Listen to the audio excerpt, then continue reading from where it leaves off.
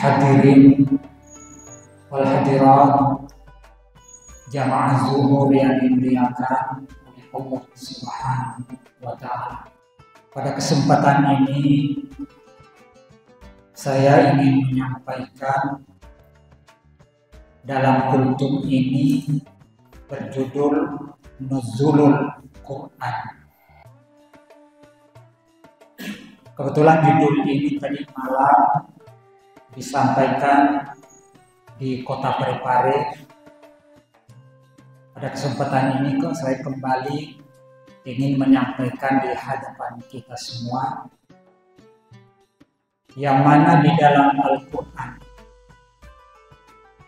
Allah Subhanahu wa Ta'ala menyampaikan kepada kita, A'udzubillahi minasyaitonir rajim, Syahrul Ramadan alladzi unzila fihi al-Qur'an hudan lin-nasi wa bayyinatin minal huda wal furqan ila akhir. Ayat ini menyampaikan kepada kita bahwa Al-Quran itu diturunkan di dalam bulan suci Ramadan.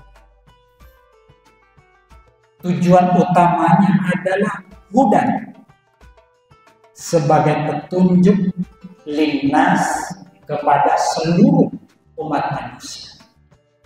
Wa bayyinatin minal huda wal furqan, dan tujuan yang kedua adalah agar supaya menjadi pembeda antara yang hak dan yang batil, antara yang benar dan salah.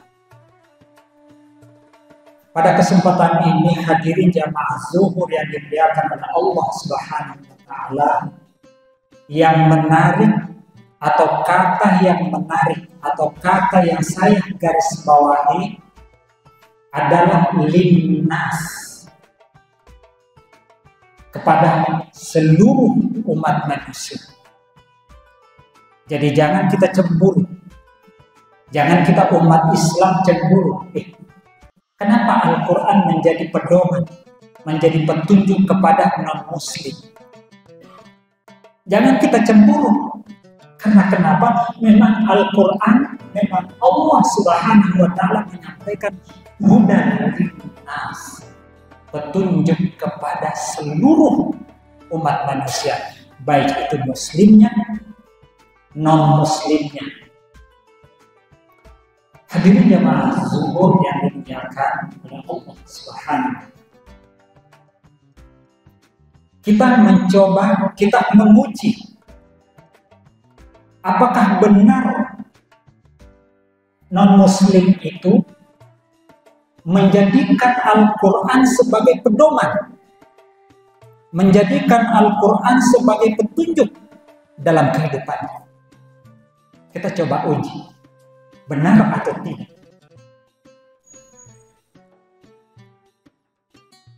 Ada salah satu ahli bedah, saya lupa nama lengkapnya, tapi yang saya ingat namanya itu Bukai. Ya. Beliau itu orang Prancis, non-muslim, ahli bedah. Pada saat itu beliau diberi kesempatan untuk meneliti mumi Fir'aun atau jasad Fir'aun, karena beliau ahli bedah. Beliau tahu dalam diri manusia itu. Beliau diberikan kesempatan untuk meneliti jasad Fir'aun itu.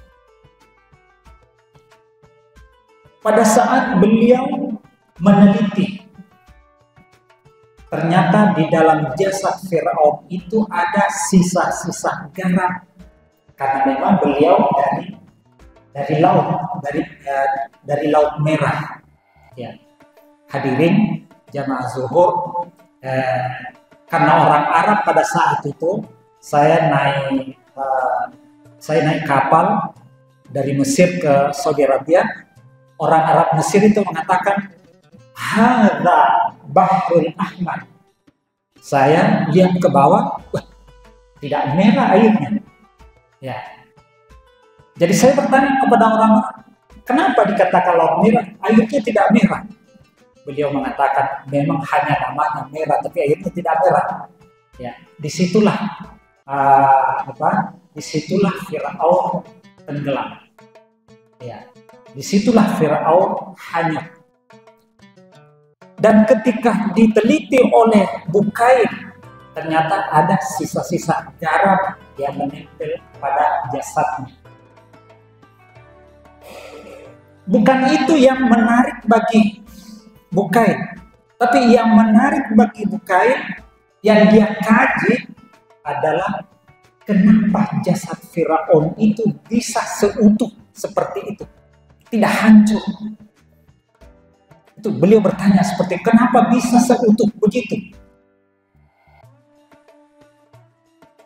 Bukain mencoba bertanya kepada pakar atau ahli Muslim. Kenapa bisa jasad Firaun seperti itu? Pakar Muslim ini atau ahli yang dari Islam ini menjawab, oh memang dalam Al-Quran sudah disampaikan sejak 14 abad yang lalu. Allah sudah menyampaikan kepada kita. Al-Quran sudah menyampaikan kepada kita. Al-yawma nunajjikum bibadanikan litakuna liman khalfaka ayatan. Itu yang dibaca itu ahli dari Muslim. Al-yawm hari ini nunajjikan, kami selamatkan. Hadirin jamaah zuhur, nunajjikan arti letternya kami menyelamatkan. Akan tapi saya terjemahkan kami utuhkan. Ya, kami utuhkan bibadanika jasad Fir'aun agar supaya menjadi ayatan, menjadi tanda bagi orang-orang yang hadir saat ini. Jadi di sini kita garis bawahi ayatan menjadi tanda, dan ternyata memang sekarang jasad Fir'aun itu bolak-balik Mesir, Prancis, Prancis, Mesir. Tujuannya apa? Kalau dibawa ke Prancis itu mau dibalsam. Padahal sesungguhnya dalam pikiran saya, kalau alasannya mau dibalsam, tidak mesti dibalsam. Karena memang Allah sudah berjanji, nunajjika bibadanika. Kami utuhkan, tidak hancur. Karena tujuannya apa? Menjadi tanda-tanda kekuasaan Allah kepada kita. Ketika Bukain menangkap dari itu, Bukain itu langsung bersyahadat. Asyhadu an la ilaha illallah. Beliau masuk Islam. Berarti Al-Quran itu menjadi pedoman kepada orang Muslim dan Muslim. Satu lagi sebagai bukti, sebagai dengan kasih ini, ya pada dua, kasih cukup dua dalil atau bukti. Ada namanya William. Ini seorang pakar dari India. Beliau ini keahliannya, beliau ahli di bidang beliau itu tahu bicaranya pohon-pohon. Saya tidak tahu istilahnya. Beliau tahu bicaranya itu pohon-pohon. Beliau tahu bicaranya itu tanaman-tanaman. Karena hadirin itu berbicara. Semuanya itu berbicara. Ya, berbicara. Kebetulan William ini seorang pakar ahli di bidangnya itu memiliki alat. Ya, beliau mencoba mengetes ke salah satu pohon, dan ternyata alatnya itu mampu mengetes suara-suara daun-daun itu, suara-suara pohon itu. Hadirin jamaah zuhur, sesungguhnya suara-suara pepohonan ini memang sudah dialami pada masa Nabi kita Muhammad SAW. Kebetulan Nabi kita ada tempat yang ditempati oleh Nabi kita, selalu beliau tempat itu untuk berkhutbah, berceramah. Dan suatu ketika Nabi kita meninggalkan tempat itu. Nabi kita meninggalkan tempat itu. Pohon kayu, ya, pohon kayu yang berdiri di dekat tempat Nabi berkhutbah menangis. Menangis karena begitu rindunya, begitu sayangnya kepada Nabi. Dia menangis. Ya, kedengaran. Nah, hadirin, alat-alat William ini itu merekam suara-suara pepohonan ini, suara-suara daun-daunan ini tertangkap, kemudian juga menyampaikan kepada pakar Muslim. Pakar Muslim itu mengatakan, oh, sudah 14 abad yang lalu itu Al-Quran sudah menyampaikan kepada kita, bukan hanya hari ini sebagai temuan penelitian Anda. Al-Quran sudah menyampaikan 14 abad yang lalu. Kata Allah dalam Al-Quran, wa in min syai'in illa yusabbihu bihamdi walakin la tafqahuna tasbihahu.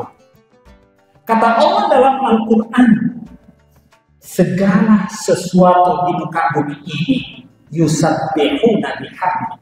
Mereka itu bertasbih kepada Allah. Bertasbih kepada Allah, walakin la tafqahuna tasbihahu. Anda tidak akan tahu perbincangannya itu. Anda tidak tahu tasbihnya mereka, bagaimana suaranya dan lain sebagainya. Tapi ternyata William tahu itu suara-suaranya itu. Ya, sehingga beliau langsung sadar pada saat itu, luar biasa itu Al-Quran. Ya, luar biasa itu Al-Quran, sehingga pada saat itu juga William, seorang ahli dari India, beliau juga memilih Islam. Itu berkah petunjuk Al-Quran. Oleh karena itu hadirin jamaah zuhur yang dimuliakan oleh Allah Subhanahu wa Ta'ala, mari kita senantiasa menjadikan Al-Quran ini sebagai pedoman dalam kehidupan kita.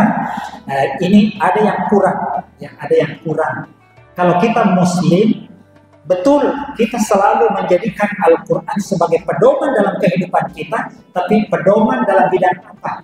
Pedoman dalam bidang sholat, pedoman dalam bidang zakat, pedoman dalam bidang haji, pedoman dalam bidang Islam. Akan tapi yang non-Muslim itu kebanyakan menjadikan Islam itu sebagai pedoman dalam ilmu-ilmu umum.